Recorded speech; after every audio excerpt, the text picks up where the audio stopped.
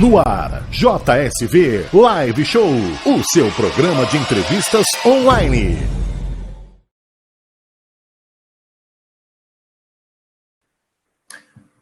Boa noite a você, internauta da Rádio JSV. Começa agora mais um JSV Live Show.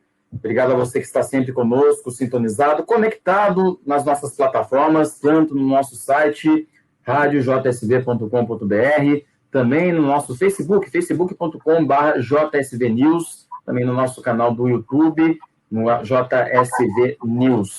E sempre nas quintas-feiras, trazendo assuntos e convidados especiais, importantes para que você fique bem informado, para que você participe, se interaja, tenha conhecimento de temas importantes. E vamos falar a respeito de suicídio.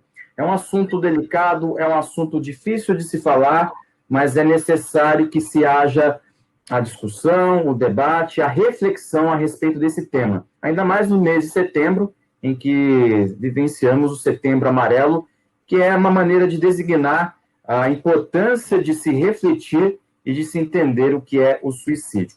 E para falar mais a respeito desse tema, eu vou conversar com a psicóloga, que é especialista nesse assunto, em suicídio, na suicidologia, que é uma vertente que estuda as causas e efeitos em decorrência desse ponto, que é a Karina Fukumitsu. Karina, prazer tê-lo conosco aqui na JSV, uma boa noite a você.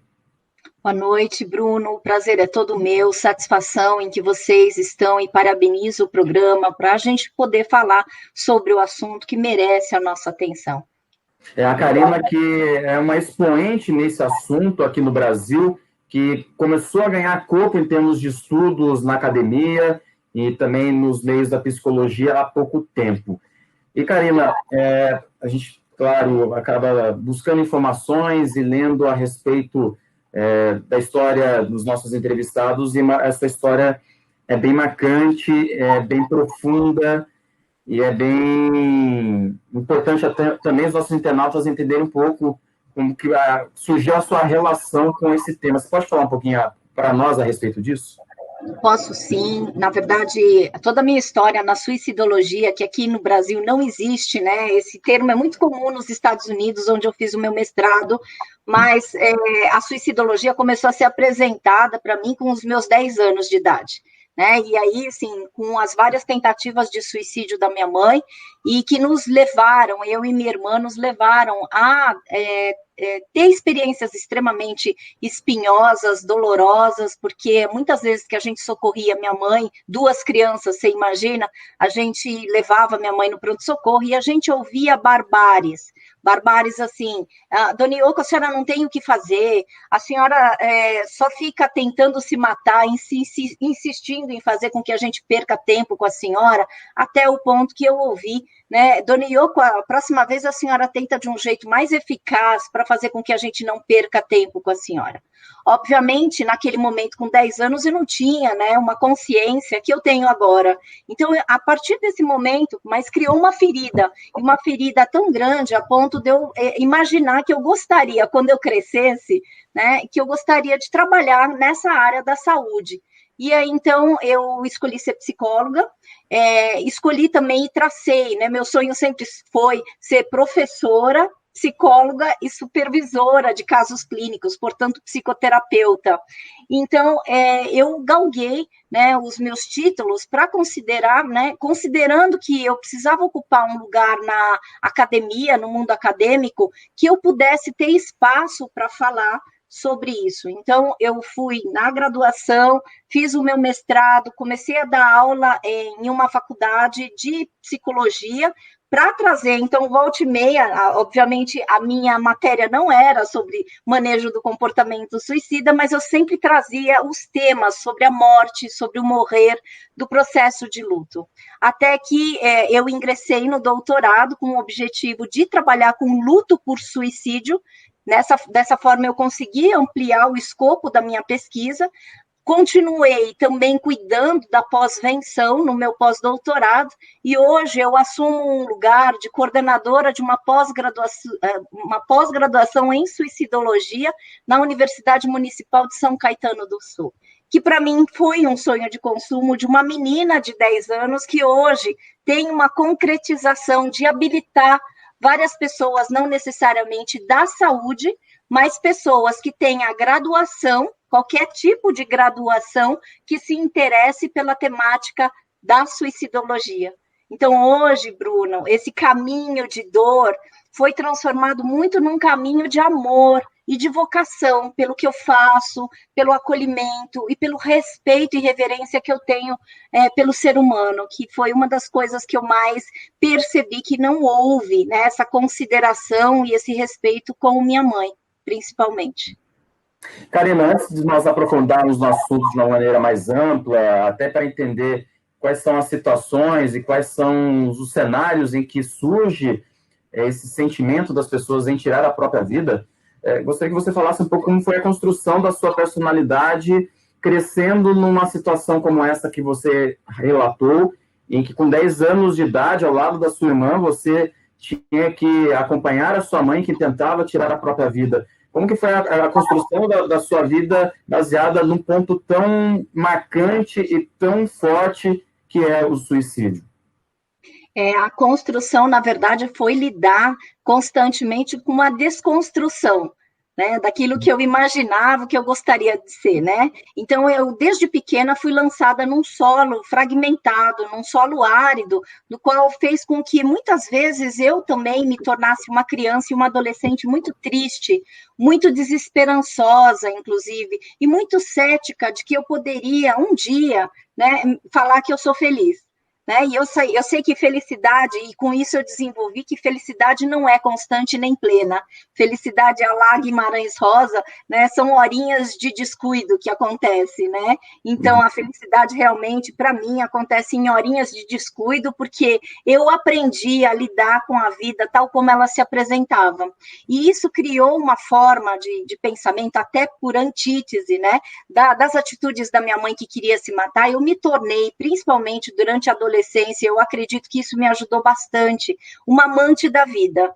Então, todos os momentos em que eu me sentia um pouco mais liberta, né, de ficar encarregada em levar a minha mãe, em cuidar da minha mãe, né, de me preocupar com a vida dela, em todos os momentos que eu conseguia ter esses momentos de respiro, que eu chamo, né, que eram momentos que eu falava, olha, ainda tem uma Carininha aqui dentro de mim, e isso que foi me ajudando a lidar com uma situação, por isso que eu escolhi a Gestalt terapia, que é uma abordagem psicológica que é existencialista e é humanista, ou seja, a perspectiva da Gestalt me ajuda a trabalhar os meus problemas sempre no aqui e agora. Mesmo que eu tenha tido traumas, né, infantis, eu entendo que assim, eu sou aquilo que eu faço com o que é feito de mim. Isso é uma perspectiva sartriana, de Jean Paul Sartre, que ele sempre fala que nós somos as respostas que a gente dá para todas as situações, inclusive as situações difíceis.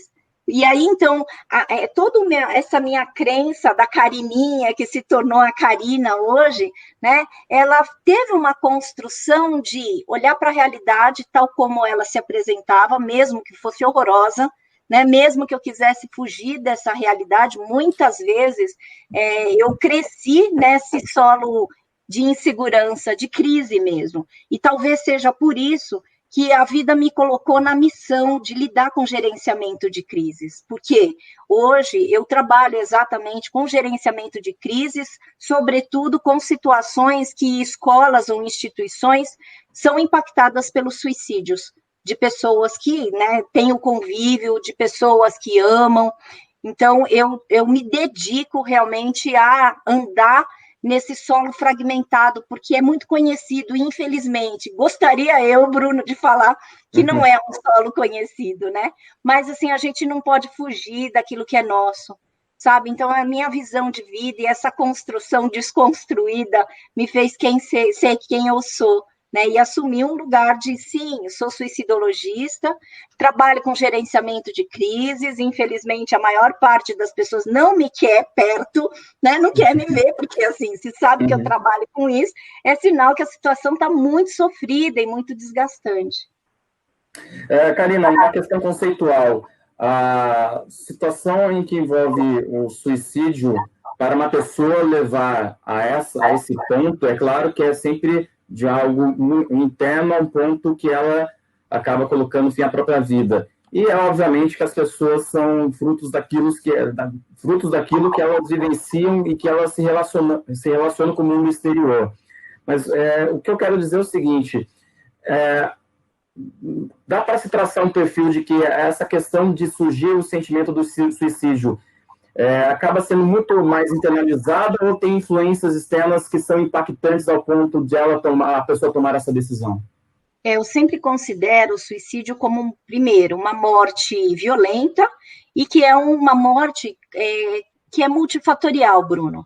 Né? Ou seja, quando você me pergunta, só tem causas individuais? Eu falo não, porque acho que a gente tem que ver, né, que um suicídio, um ato é um ato individual, evidente, mas ele também traz uma resposta para a sociedade, ou seja, eu vejo como uma morte individual e coletiva, social, cultural, né? Por isso que a gente tem que ver de uma forma realmente multifatorial, que faz com que a gente entenda que, óbvio, que a maneira como a pessoa vai lidando com a vida, o enfrentamento, principalmente dos problemas dela, né? E aí isso é em decorrência de fragmentações que acontecem por desarmonias relacionais, por conflitos. Então, você pode me falar o que causa o quê? Os dois vão andando em paralelo, essas desarmonias e os conflitos, e também a maneira de enfrentamento dessas pessoas. Agora, uma coisa que a gente tem que considerar, né, que são 3 características do comportamento suicida: a ambivalência, a impulsividade e o pensamento enrijecido. Quando eu falo da ambivalência, eu estou falando que muitas vezes a pessoa não quer se matar. Ela quer que mate ou que ela quer fazer morrer aquilo que está provocando o sofrimento. Sendo assim, quando eu falo isso, eu estou utilizando uma perspectiva que eu aprendo, né, do teórico principal dos meus estudos, que é o Schneiderman, que ele fala que o suicídio é um ato definitivo para um problema temporário. Isso quer dizer, o problema é relacional, evidentemente, né? E o problema também é individual, porque a pessoa não vê alternativas, e aí a gente chama isso de tunnel vision, ela não vê outras alternativas além da morte dela. Você falou de ambivalência e de mais outros 2 aspectos, poderia aprofundá-los também? Impulsividade. Por exemplo, você já teve algum assalto? Você não precisa trazer, não é terapia, né? Mas vai ser terapêutico para eu conseguir explicar isso. Se você já foi assaltado e você já antecipou que você nunca reagiria, mas você já reagiu, esse foi um ato impulsivo, né? Porque a impulsividade é uma energia que vem e é uma coisa que, assim, a princípio, que você planejou que você não reagiria e você reagiu, esse foi realmente um ato impulsivo que depois do assalto você fala, nossa, olha o que eu fiz. Quando a gente fala, nossa, olha o que eu fiz, a gente tem uma evidência e uma ilustração daquilo que a gente chama de impulsividade. Quando a gente considera as questões do suicídio, principalmente, existem 3 Ds, né? Na verdade, a Associação Brasileira de Psiquiatria sempre fala em 4 Ds, mas eu trago sempre, exponho, que são 3 Ds que eu acho muito importante nessa cartilha da associação. Ela fala, todas as situações de desesperança, desamparo e desespero trazem uma sensação, né, de tamanha falta de respostas, que aí então vem a resposta impulsiva. Só para não deixar uma lacuna, o 4º D que eles colocam é depressão, e que eu coloco muito entre parênteses, porque eu não acredito somente que o suicídio decorre de uma depressão, porque a gente tem que considerar outros transtornos mentais, e não necessariamente quem se mata também tinha algum transtorno mental. Eu advogo muito a favor dessa leitura e compreensão multifatorial. E tem uma outra característica que você pediu para eu me aprofundar, que é o pensamento enrijecido. A pessoa se torna extremamente inflexível, né? Uma das coisas que eu aprendi, quando você me pergunta da minha construção, né, de personalidade, é que eu aprendi que eu precisava ser muito flexível. Caso contrário, eu sofreria demais, porque a vida não é do jeito que a gente quer. título de um livro meu, né, que quando eu tive uma inflamação cerebral há 6 anos atrás, 7 anos agora vai fazer, né, eu escrevi esse livro, né, porque realmente eu fui pega de surpresa, e quantos de nós não somos pegos de surpresa? Né? E realmente a gente enfrenta todos os dias essa frustração de que a vida não é do jeito que a gente quer, mas a vida pode ser transformada, e transformada na potência que a gente pode dar para ela, tanto dos nossos problemas e das nossas batalhas, quanto nas nossas potencialidades e maneiras de enfrentamento de um jeito mais harmônico. Ou seja, a pessoa que pensa em se matar, ela começa a se construir de uma forma extremamente enrijecida. Tudo vira ou sempre ou nunca. Tudo ou nada. Vida ou morte. Você percebe que fica muito maniqueísta a situação, ela não se dá uma certa flexibilidade de entender que a vida não é do jeito que a gente quer, ou do jeito que ela é, e aí, então, tem esse pensamento enrijecido que a pessoa sofre demais. Uma pessoa inflexível sofre demais a ponto de começar a criar aquele tunnel vision, que eu trouxe, que assim, é como se fosse uma luz no final do túnel que aparece, né, mas a luz é a morte, que aí então essa pessoa começa a vislumbrar na morte toda a solução, né, do sofrimento dela. Então é como se ela quisesse remover o problema e o sofrimento, só que ela se remove. E aí o suicídio é a única morte que a gente fala que existe um encontro entre a vítima e o algoz, né? Porque é no mesmo território, e esse território é muito singular. Aí, nesse sentido, a gente vê uma certa individualidade das mortes por suicídio, e uma das coisas que eu quero acrescentar. Quando acontece uma morte por suicídio, o que acontece normalmente no enlutado é que a gente tenta entender o porquê, né, a verdade, e eu costumo falar nas minhas intervenções, principalmente de pós-venção, que é, né, a ação que se faz para minimizar o impacto de um suicídio, é que a verdade vai embora com aquele que se foi. Porque isso provoca no enlutado, e principalmente quando a gente sabe que o pensamento tem um enrijecimento, essa pessoa que se matou não se permitia ajuda e ser ajudado. E aí isso é importante a gente saber, porque se a vida não era do jeito que essa pessoa queria, essa pessoa que se matou, né, e que consumou o suicídio, também para o enlutado, absolutamente não vai ser do jeito que ele gostaria, porque é óbvio, ninguém gostaria de viver o impacto por suicídio. Karina, tem situações que são muito conhecidas na história da humanidade em que o suicídio se tornou presente. Eu me venho duas em mente, uma de forma estudada até nos bancos de escola, que era dos pilotos kamikazes japoneses na Segunda Guerra Mundial, que simplesmente tiravam a vida ao direcionarem os aviões da Força Aérea Japonesa em navios norte-americanos no Pacífico, né, durante a Segunda Grande Guerra. E uma outra, acho que daí já é de uma situação muito marcante, não acredito somente para mim, mas para outras pessoas, e que até recentemente foi lembrada essa data do 11 de setembro em Nova York, das Torres Gêmeas, que acabaram caindo devido a 2 aviões indo direcionados àquelas construções, aqueles prédios, e as pessoas tentando sair daquela situação, tentando fugir daquele caos que estava instalado naquelas estruturas, acabavam caindo dos prédios, tirando a própria vida, né? Então, a impressão que passava, tentando se salvar, mas indo, infelizmente, para a morte. Como você vê essas situações assim de grande representatividade social e até com representatividade histórica do suicídio? Como que isso acaba impactando nos estudos, no caso da academia, para entender o suicídio, e também influenciando de uma maneira geral o debate? Tem uma pessoa, um autor que é muito considerado nesses estudos, principalmente, né, dos suicídios de kamikazes ou dessas situações mais trágicas, né, desses eventos culturais e sociais, que é o Durkheim. o Durkheim, ele muda totalmente a perspectiva do suicídio, então, individual, com uma perspectiva mais social. E ele traz esse estudo por isso que eu gosto de trazer a consideração que o suicídio é multifatorial, porque, obviamente, quando a gente vê, no caso dos kamikazes, existia, né, um pensamento enrijecido que a pátria deveria ser defendida a todo custo. Inclusive, não por acaso, eu estou com um livro, lendo, a gente tem alguns sobreviventes da bomba de Hiroshima, e eu estou com um livro aqui,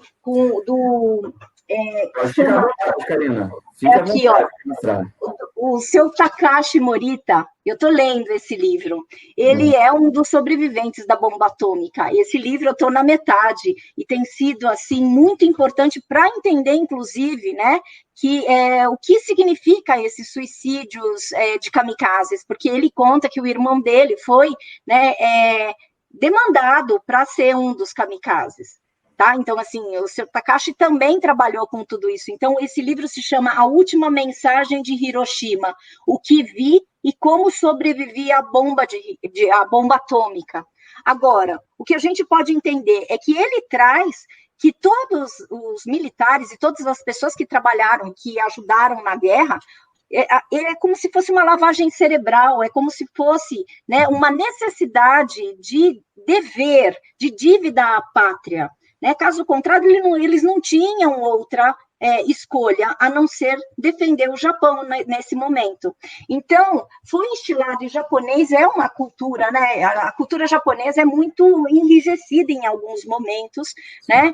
A gente é muito disciplinado em relação à ética, às normas, à disciplina, o que, de certa maneira, isso eu acho genial, porque dá sustentação para as pessoas, inclusive, eu acho que os japoneses, eles me ensinam muito nessa questão de acabar com toda a existência e depois ressurgir das cinzas. Para mim, eles são realmente a minha referência, até porque, né, eu tenho uma contribuição nipônica, né, dos dois lados, meus dois avós, né, são paterno e materno, são do Japão. Então, assim, eu acho que isso é um mérito, mas, assim, em alguns momentos a gente cai na rigidez, e na rigidez de um pensamento que não pode ser mudado, né? Então, os kamikazes entram nessa consideração, e 11 de setembro também, né? O que a gente pode entender que são pessoas que foram predestinadas a trazerem essa tragédia, né? Eu estava lá nos Estados Unidos quando aconteceu, né, essa situação, então eu lembro do pânico que as pessoas estavam, obviamente, porque de novo, né, uma situação em que existe uma agressividade voltada, mas uma agressividade muito sem sentido. E, né, desespero para logoterapia significa sofrimento sem sentido. Então, você percebe que, assim, o desespero e o pânico... E um dia eu estava ouvindo um teórico que se chama Wazel Fiz, ele faz o estudo do mapa da violência dos jovens, e ele falou uma coisa muito interessante, que aí, então, cabe nessa hora que você me pergunta, para a gente compreender um pouco desses dois fenômenos, né? Desses dois acontecimentos. Ele fala assim, que em sociedades que têm muita agressividade e homicídio, a tendência é que os números de suicídios sejam menores, e vice-versa. Eu achei muito interessante porque, numa perspectiva de manejo do comportamento suicida, o que eu entendo e eu falo, quando não há explosão, há implosão. Ou seja, o que está em jogo é esta agressividade e a direção para onde a gente coloca a agressividade. Nos homicídios, a agressividade e a violência se volta para o outro. No suicídio, aquela agressividade e aquela violência se volta contra a própria pessoa. Então, você percebe que eu entendo esses fenômenos, né? Porque 11 de setembro foi uma investida que a gente pode ver do ponto de vista dos homens que né, atacaram, os homens bombas, os homens que foram lá nos prédios, né? Ou a gente pode perceber na perspectiva daquele que foi vítima. E que, assim, muito sem sentido, a gente vai recebendo a agressividade, né? Sem explicação. Então, você percebe que eu acho que é uma direção e uma compreensão de para onde se volta a agressividade humana. E a gente tem potencial tanto da gente se fazer mal, quanto a gente fazer mal para o outro, né? Isso né, faz parte, infelizmente, né, faz parte do nosso kit existencial, né? Karina, agora, partindo por uma linha mais de entendimento coletivo, porque no nosso dia a dia, quando convivemos com as pessoas e elas ficam sabendo de casos de suicídio ou de tentativas de suicídio, tem um senso comum que eu quero colocar, e você pudesse refletir por gentileza, é que as pessoas dizem assim, aquela pessoa que busca suicídio, ela não avisa que irá se suicidar. Aquela pessoa que vai tirar a própria vida, ela não diz, olha, eu estou lá me suicidando, e no final acaba não acontecendo. É um senso comum que muitas vezes eu ouço quando esse tipo de situação aparece. O que você pode falar em relação a isso? É algo perigoso quando as pessoas tratam de uma maneira muito simplista algo tão complexo e tão grave como é o suicídio? Isso é uma pergunta bem bacana, sabe? Porque você está trazendo a possibilidade da gente expor alguns sinais, que a gente chama de sinais de alerta. Mas eu quero endossar que nem todo mundo dá sinal, tá? Porque existe uma culpabilização muito grande, principalmente dos enlutados. Com essa história do Setembro Amarelo, é um mês que fere muito os enlutados. Porque vem algumas histórias e algumas pessoas falam, porque dá para evitar, dá para prevenir. E eu sempre falo, olha, prevenção é diferente de previsão e de evitação. Gostaria eu de ser onipotente o suficiente para evitar uma morte por suicídio? Ou se gostaria? Quantas vezes eu não pensava isso sobre as tentativas de suicídio da minha mãe? E tenho pensado por várias situações aí que eu passo, né, de pessoas que eu conheço que tentam o suicídio. Então, assim, a gente não pode, em hipótese alguma, falar que um suicídio pode ser evitável. Pelo contrário, agora, dá para a gente, isso faz parte do campo da suicidologia, orientar e passar algumas informações, tais como sinais de alerta. Como é que a gente vai percebendo, né? Antigamente a gente falava muito, né? Eu falava principalmente do isolamento, só que na hora da pandemia, o isolamento se tornou necessidade, até para a gente se defender e preservar nossa imunidade. Então, hoje em dia eu falo, né, mudança abrupta de comportamento, aumento de drogas e de álcool, né? Uma das coisas que a gente precisa orientar, né, que se a pessoa tem um transtorno mental e ela já tentou o suicídio uma vez, né, isso potencializa muito, muito, e esse é um sinal de alerta que a gente precisa tomar muita atenção, porque se não houver ressignificação das percepções a respeito do enfrentamento dos problemas dessa pessoa, existem estudos que falam de 6 meses a 1 ano a pessoa vai tentar novamente. Você entende? Então, assim, isso a gente precisa saber. Também a gente precisa saber que, por exemplo, quando os adolescentes começam a trazer comentários de pessoas que se mataram, as crianças começam a trazer muitos desenhos sobre morte, né? Quando alguém começa a se desfazer das coisas que são valiosas para ela, por exemplo, eu adoro livros, o dia que eu tiver, e quando eu tiver inflamação cerebral, eu deixei na contracapa para o meu marido, que quando eu morresse, ele ia dar para os meus supervisionandos e para os meus alunos. Então, assim, é como se tivesse uma preparação para essa morte acontecer, mas nem sempre, porque o nosso olhar não é treinado para isso, né, a gente consegue sentir e perceber os sinais. Por quê? Eu estou endossando muito fortemente isso, porque a gente precisa parar no Setembro Amarelo de falar que é, né, evitável. Aquela história de que, nossa, né, muitos de 9 para 10 poderiam ser evitáveis, as mortes, eu acho horrorosa aquela, né, sinto muito eu falar para quem, né, escreveu sobre isso, mas assim, eu acho muito perigoso.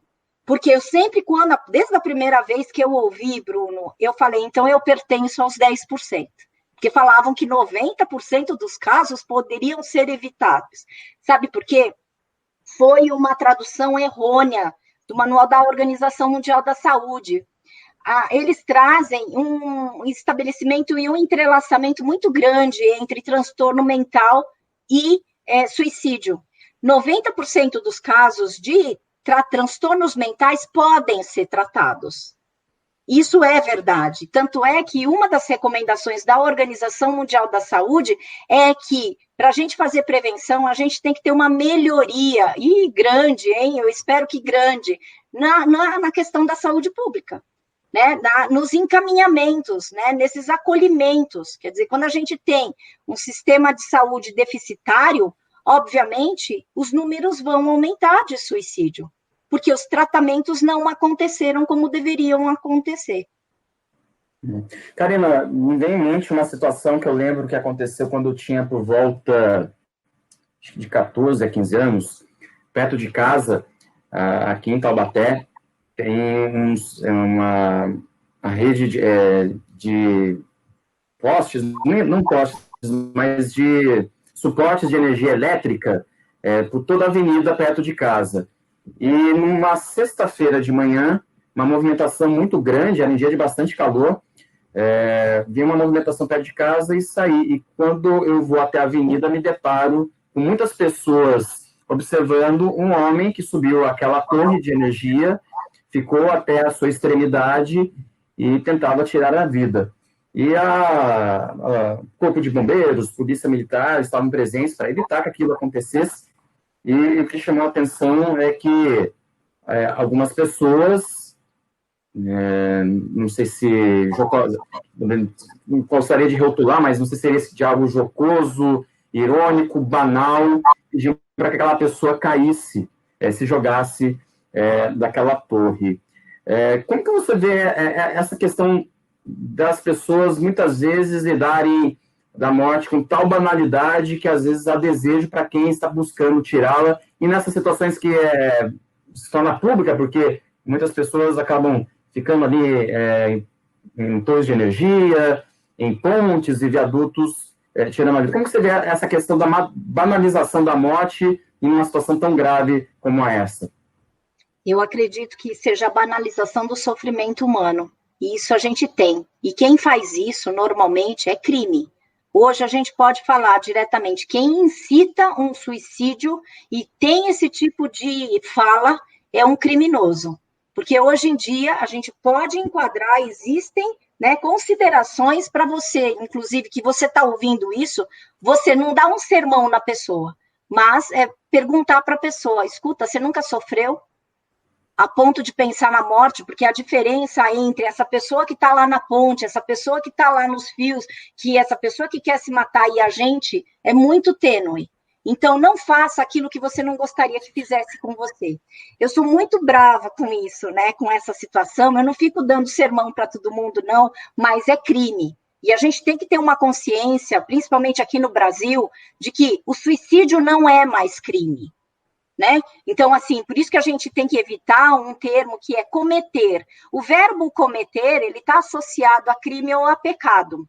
O suicídio não é considerado como crime, mas tem a lei dos humanos que julga muito. E nós, humanos, fazemos isso com destreza, se a gente permitir.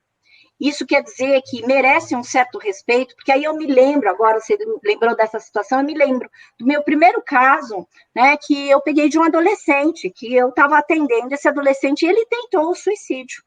E aí, os médicos o receberam, né, porque ele tinha tomado várias medicações, e o receberam, colocaram, né, fizeram a lavagem estomacal, e quando eu cheguei no hospital para visitar esse meu cliente, ele falou 15 anos, gente. Então, assim, ele chega e fala assim, o médico falou que eu precisava esperar mais tempo, porque era como se fosse uma punição, porque eu deveria ter pensado, nossa, mas eu fiquei tão brava, que eu cheguei para o médico e falei assim, eu espero que o senhor não repita isso com mais nenhum adolescente, com mais nenhuma pessoa.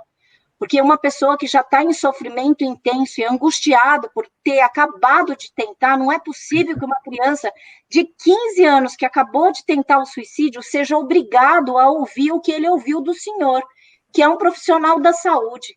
O senhor merece, né, muito o meu respeito, porque o senhor é um profissional da saúde que escolheu ser médico.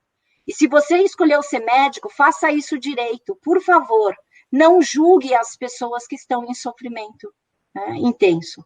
Então, assim, na verdade, que eu estava brava, né? Porque eu, agora, assim, uma criança calada de 10 anos, hoje é uma mulher que fala mesmo. E eu entendo o suicídio, né, como um ato de comunicação de uma dor sentida e não consentida.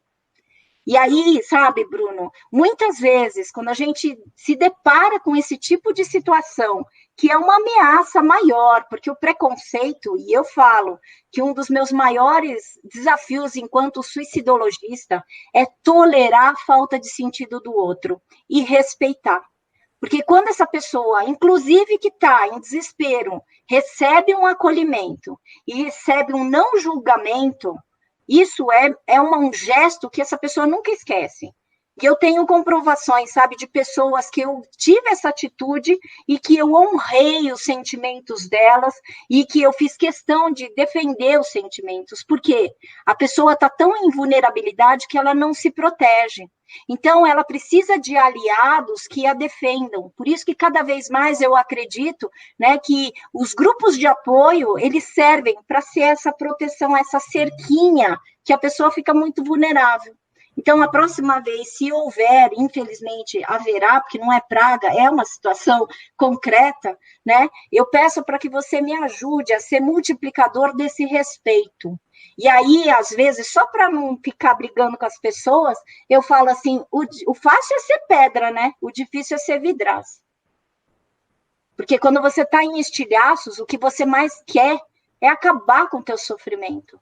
Então, se você nunca passou por isso, não julgue, né? Então, assim, você viu que eu sou bastante bravinha com essa coisa, porque eu falei, escuta, vamos impor. E por isso que eu falo assim, não é só falar, é a gente ter atitude, sabe? Eu acho que eu realmente, assim, sou uma pessoa que eu escrevi um artigo no Jornal da USP que eu falo, prevenção e pós-venção devem ser práticas diárias. Não é só Setembro Amarelo, não é só, né, dia 10 de setembro. Não é, gente. A gente tem que fazer de janeiro a janeiro, porque respeito é tudo que a gente precisa, sabe? Eu acho que a gente precisa sentir mais gente, né? A gente tem que ter mais consciência de que todas as nossas atitudes têm impacto na vida das pessoas. E quando se tem um momento tão forte e especial de uma maneira negativa, é preciso ter muito, mas muito cuidado da maneira como as pessoas reagem, porque uma determinada situação pode ser estopim para algo bem mais grave.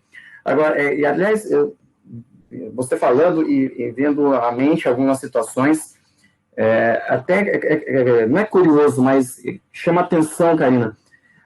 As pessoas, quando você fala da importância do poder público, no caso da rede de saúde pública, em ter esse cuidado especial, quem faz o primeiro contato com uma pessoa que está prestes a tirar a vida são bombeiros e policiais militares, né?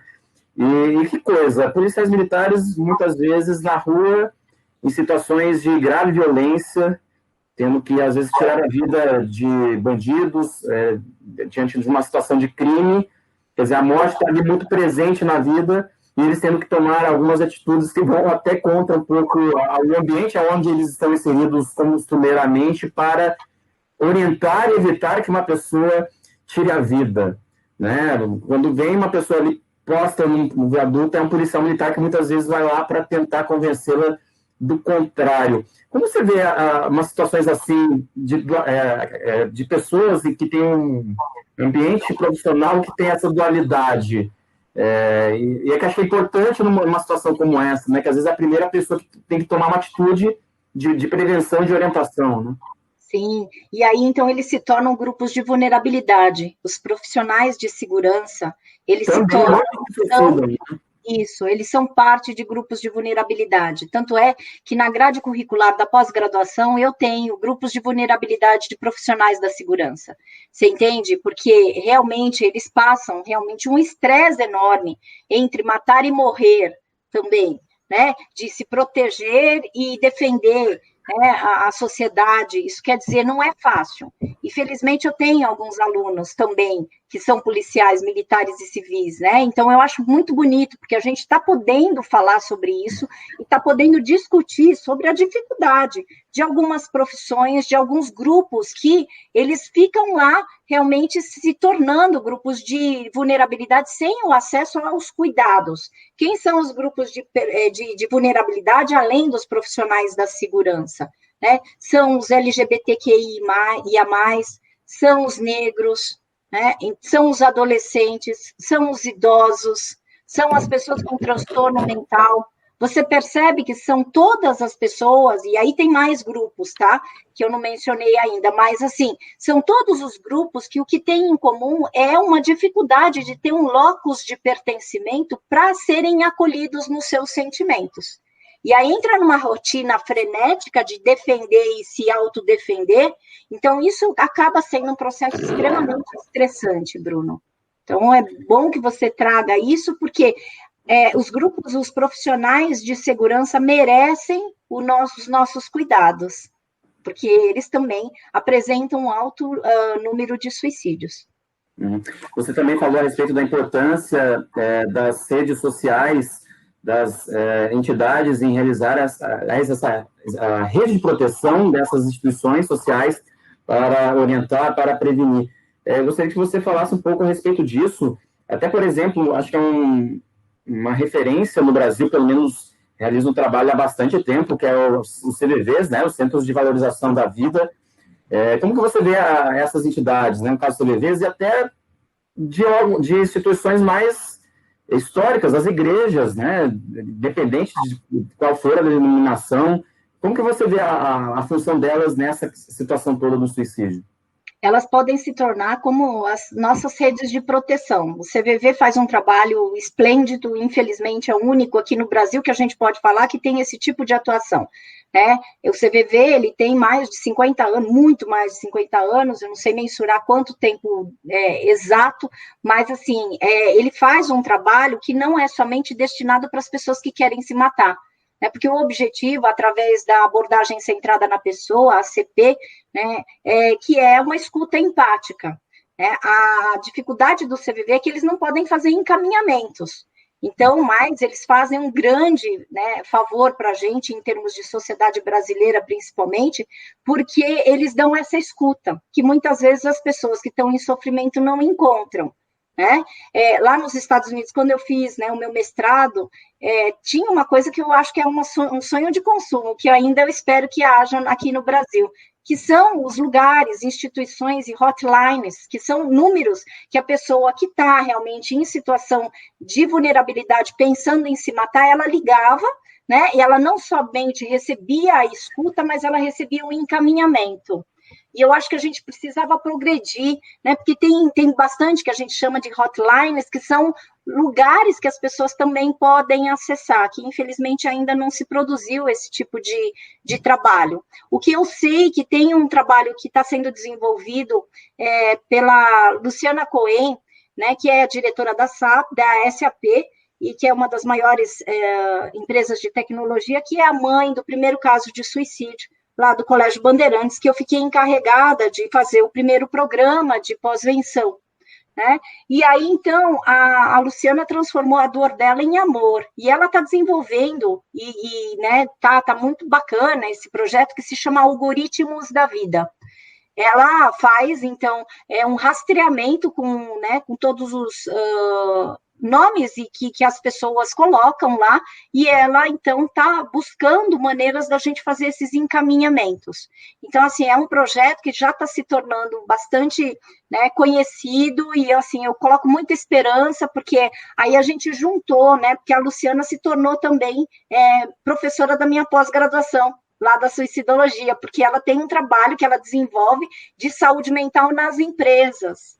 Então, você percebe que, assim, são todos os lugares que podem funcionar como redes de apoio. Quando você fala o CVV, felizmente a gente tem igrejas, a gente tem agora empresas, pessoas que, né, tomadas pela dor, que poderiam ficar paralisadas, estão fazendo a diferença. Então, hoje eu tenho na educação pessoas que trabalham com isso, eu tenho nas empresas também, né? Na saúde, você entende que, assim, são várias áreas que a gente realmente precisa, né, se dedicar para fazer a diferença. E fazer a diferença é ofertar, pelo menos, esse acolhimento. E não precisa ser somente profissional da saúde. Sabe, isso que eu sempre trago, tanto é que, assim, eu tenho vários alunos e eles não necessariamente são psicólogos, são médicos, sabe, o que é bonito. Eu tenho jornalistas, eu tenho advogados, eu tenho historiadores, eu tenho donas de casa, eu tenho profissionais de segurança, você entende? Se a gente entender que, assim, todos se preocupam em oferecer acolhimento, é isso que talvez mude o nosso cenário brasileiro. Eu realmente espero e tenho muita fé, né? E eu vou até o resto da minha vida batalhar para que isso aconteça. Karina, até gostaria que você falasse um pouquinho da sua rotina, porque nós realizamos essa entrevista, ela está sendo gravada, porque a agenda da Karina é extremamente agitada, né? Muitos compromissos, graças ao seu conhecimento, ao seu domínio sobre esse assunto. E você tem uma maneira bem peculiar e, assim, pouco conhecida por muitas das pessoas se portarem frente ao público, por exemplo. Você sempre está descalça quando realiza uma palestra, quando apresenta as suas ideias. Fala um pouquinho sobre esses cuidados que você tem ao se apresentar, até para entendermos como você trata esse assunto, que eu achei muito legal, muito bacana. Bruno, isso aí foi uma promessa, e promessa a gente tem que cumprir, né? Porque quando eu tive a inflamação cerebral, eu perdi parcialmente os meus movimentos, e eu não era capaz de ficar sob os meus próprios pés. E para mim foi uma loucura, porque eu estava no meio do pós-doutorado, e também foi furtado temporariamente a ordem alfabética. Agora, você imagina, alguém que está num pós-doutorado não lembrar se A vinha antes de C ou B. Quer dizer, para mim foi uma situação extremamente surreal, foi um lugar que me colocou em absoluta impotência, e por isso que eu faço uma analogia, porque eu estava estudando, não por acaso, cuidados e intervenções aos sobreviventes enlutados por suicídio. Né? E aí, então, eu precisei aplicar os cuidados e fazer intervenções para mim, que era uma sobrevivente. Hoje eu posso me considerar, tanto é que o meu talismã é uma árvore da vida e uma fênix, tá? Porque eu considero que eu ressurgi das cinzas. Só que eu falei para o Papai do Céu, se ele me desse bônus de tempo, né, eu o faria todas as vezes que eu relembrasse primeiro dos conhecimentos, porque não foi um investimento muito grande que eu fiz na minha vida, né? Para eu me tornar uma psicóloga, mestre, doutora, pós-doutora, sabe? Para eu poder ter um certo conhecimento, e eu não estou falando isso com arrogância, eu batalhei muito para poder falar sobre o que eu tenho falado, eu estudei muito, né? Para poder falar com certa propriedade. E aí, então, eu falei, não é possível, se eu estou esquecendo a ordem alfabética, eu vou esquecer de tudo. E eu sempre fui, né, quis ser psicoterapeuta. Então, eu prometi para o Papai do Céu, vamos fazer uma barganha aí, né, que a gente faz parte do processo de luto, né, a barganha.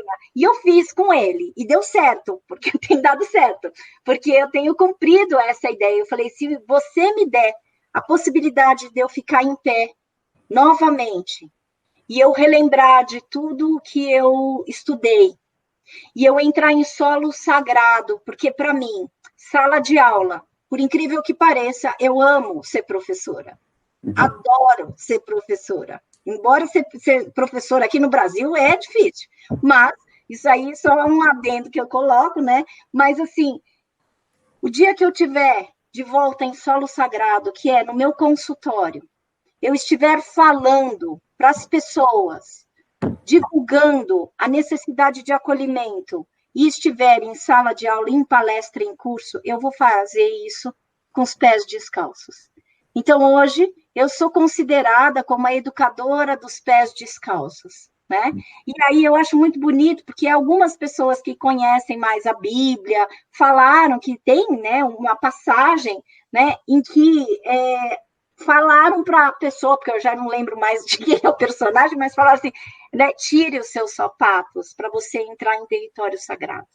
E eu fiquei tão emocionada quando eu ouvi essa história, porque eu não tenho nenhuma proximidade, né? Na verdade, eu tenho muita fé, e eu tenho muita fé na espiritualidade, não, mas não na religiosidade, né? Minha religião, eu costumo brincar que não tem CNPJ.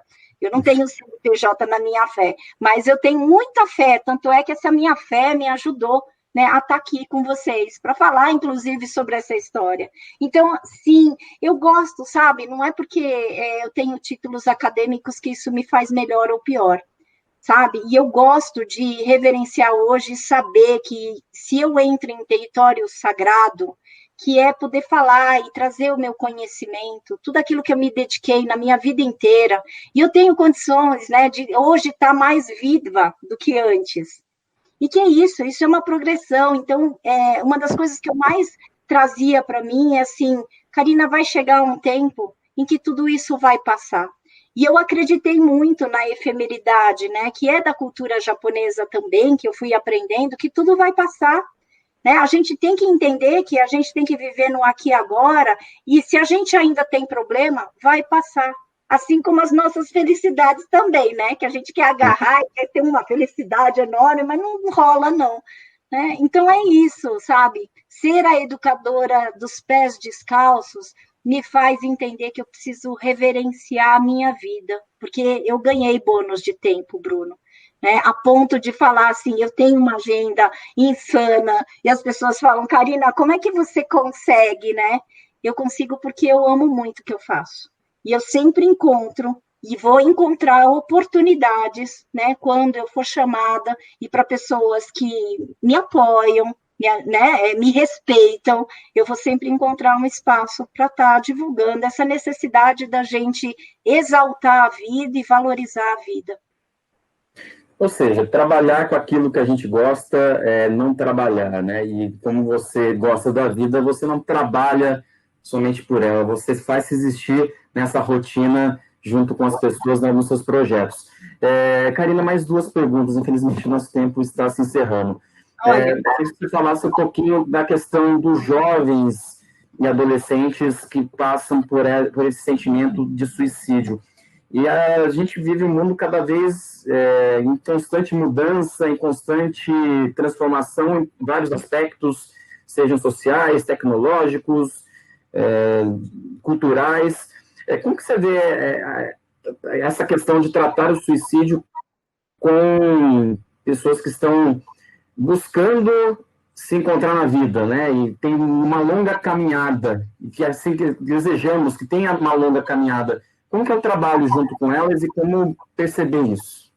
Primeiro, a gente tem que... Essa foi uma informação que eu não tinha, mas eu recebi quando eu participei de um documentário do HBO, né? E aí o pessoal da produção trouxe esse estudo que eu achei extremamente interessante, que o nosso cérebro, ele tem um desenvolvimento para fazer escolhas a partir dos 25 anos.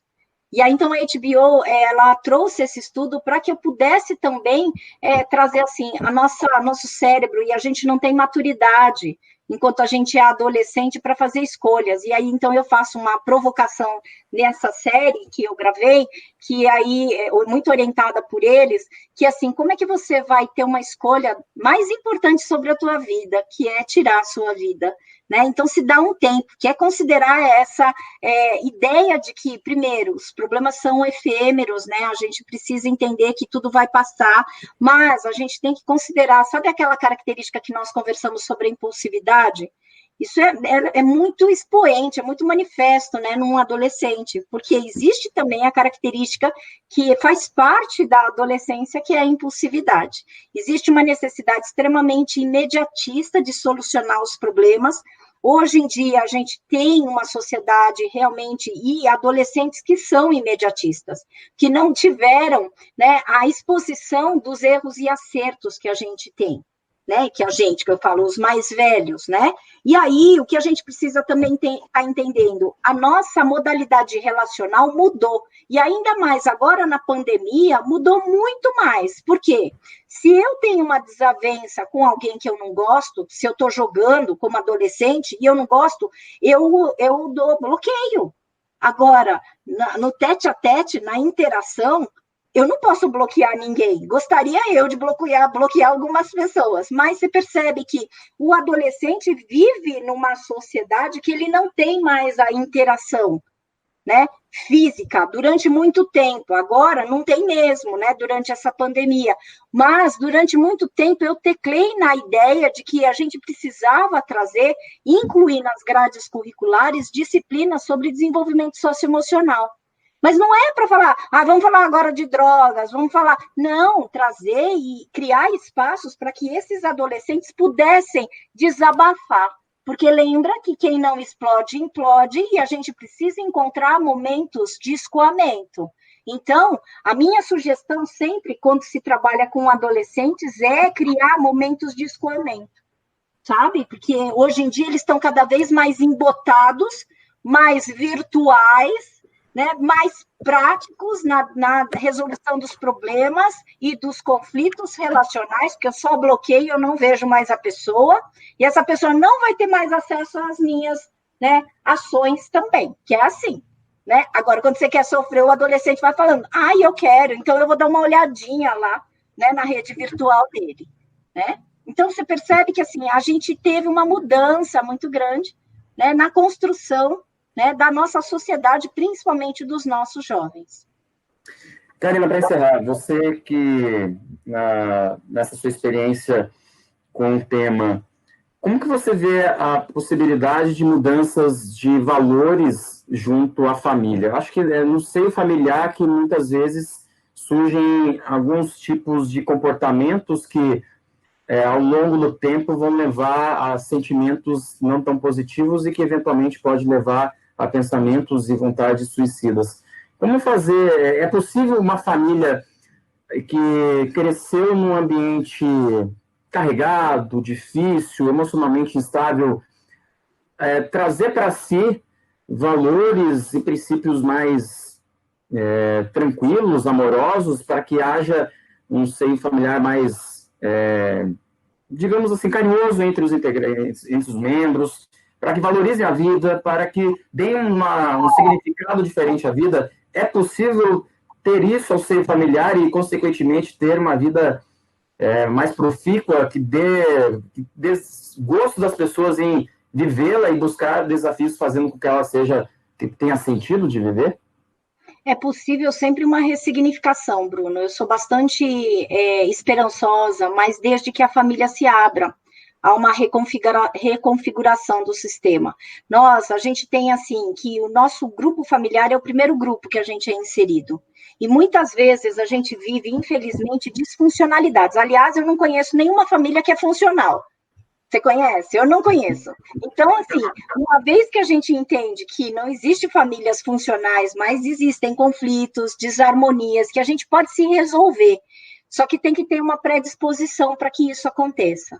E muitas vezes, se não há predisposição, há a chance da gente desenvolver famílias, outras, sabe? Porque, assim, isso que é a chance, porque, assim, a gente não pode ficar teclando que aquilo que foi ruim sempre vai ser ruim. Mas também a gente não pode teclar que aquilo que foi ruim necessariamente vai ser repeteco do meu destino. Por exemplo, eu tive uma família extremamente disruptiva, disfuncional. Meus pais se separaram, né? Meu pai teve uma outra família e outras famílias, né? Então, a gente se sentiu extremamente abandonada. Eu fui uma pessoa que, né, foi muito descrente que eu teria um dia um lugar no sol para ter uma família. Né? E eu não vou falar que hoje eu tenho uma família, eu tenho um maridão, tenho 2 filhos, né? Então, assim, eu não vou falar que a minha família é perfeita, porque isso não existe.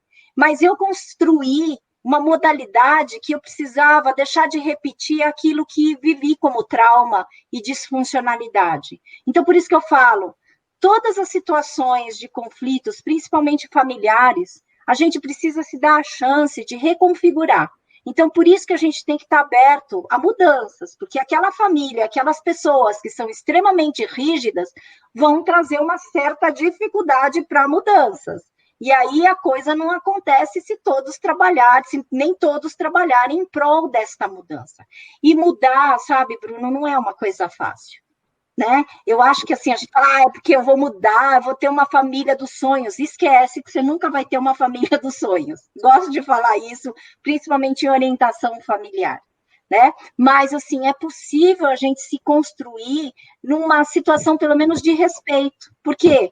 O que tem uma família? São as diferenças. Quando a gente aceita as diferenças, que não são nem melhores nem piores, a gente começa a aceitar e conviver com o outro. Karina, o assunto, se a gente continuar aqui conversando, a live dura 3, 4, 5 horas, e eu agradeço muito a sua atenção conosco, a possibilidade de você falar a respeito desse tema, que eu acredito que a gente tem abordado de uma maneira não tão direta no assunto, de explorar a parte ruim dela, mas oferecer para o internauta, para o ouvinte, informações e também estimular a reflexão a respeito do assunto, que é importante. Não pode ser um assunto colocado como tabu, também não pode ser um assunto colocado como algo difícil de ser debatido. É preciso, como você disse, cada vez mais ter espaços e ter esse tema sendo não somente discutido, mas também com ações práticas por parte dos mais diversos atores sociais, né? E acredito que o programa trouxe um pouquinho desse conhecimento para quem se interessa no assunto. Eu agradeço muito a sua presença, esperamos que tenhamos uma próxima oportunidade para falar sobre outras vertentes a respeito desse assunto tão importante. Obrigado pela sua participação. Obrigada eu, Bruno. Foi uma satisfação, adorei a nossa conversa, porque eu gosto assim, quando acontece, né? Que seja uma conversa, que seja uma prosa, né? Que a gente possa retirar algumas situações, que a gente possa refletir e expandir a nossa consciência. Agradeço demais, demais a oportunidade. Você é uma pessoa extremamente acolhedora, que é muito bom, né? Trocar com você essa energia boa. Obrigada pela oportunidade. Eu agradeço. Conversamos com a Karina Fukumitsu, psicóloga, especialista em suicidologia aqui no país, uma das primeiras a tratar desse assunto no Brasil. E na próxima semana iremos falar mais assuntos, mais... Um grande abraço a você e até a próxima.